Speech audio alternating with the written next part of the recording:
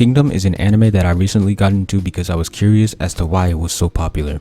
In my analysis on formulas, I explained how Kingdom was split into two types of stories: the war and battle with Shin as the protagonist, and the politics with Zhang as the protagonist.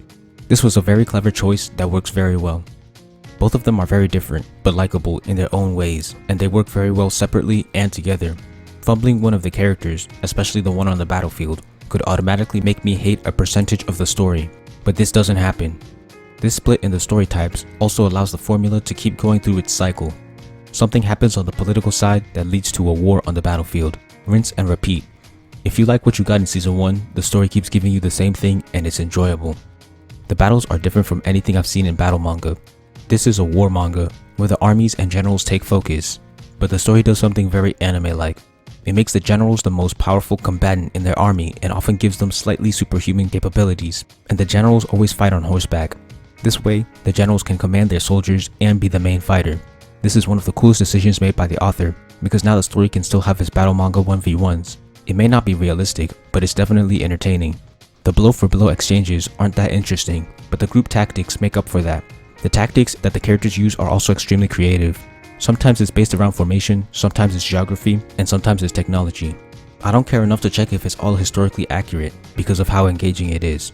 The way the armies switch strategies and respond to one another is just like the phases I've defined in a good battle. The war parts of the story last several episodes and chapters, but are so bingeable because of how good the writing is. It feels like I'm watching a sports anime. A lot of the times, morale is integral to success, so the generals have to get hype and spread it to their troops. This kind of excitement and energy is so contagious, and I find myself reacting in excitement as if I was watching Haikyuu. Seeing leaders like Shin slowly collect achievements and more men under his command is as exciting as watching a battle manga MC reach his way to the top, because we can see his progress. We see him kill powerful generals and gain more men under his command. This cast is also very likable. I don't think there is a single character that I despise. Even the primary antagonist is likable. There are some very powerful moments in season 1, but I feel like those died down in season 2. Season 3 recently had one, but not on the same level as the two I'm thinking of that came from season 1. The story's theme is also pretty interesting.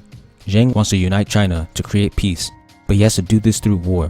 During the story, I thought it would be a hypocritical theme since Shin, who also wants the same thing, is out killing enemies on the front line. But the story has made efforts to show that Shin only kills warriors who haven't surrendered and even respects the people he's killed. In season 3, there is even a great ideological battle between him and an enemy general. As a lover of ideological battles, this increased my respect for the story. So while I still don't completely understand why this manga is so popular, I've enjoyed it enough that I've started reading ahead. It's definitely worthy of praise in my opinion, but how much praise is something I'll determine as the story continues.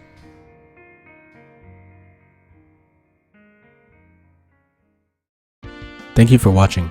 Please like, comment, share, subscribe, and check out my manga for free online. If you enjoy my content, please consider donating to my Patreon. All important links will be in the description.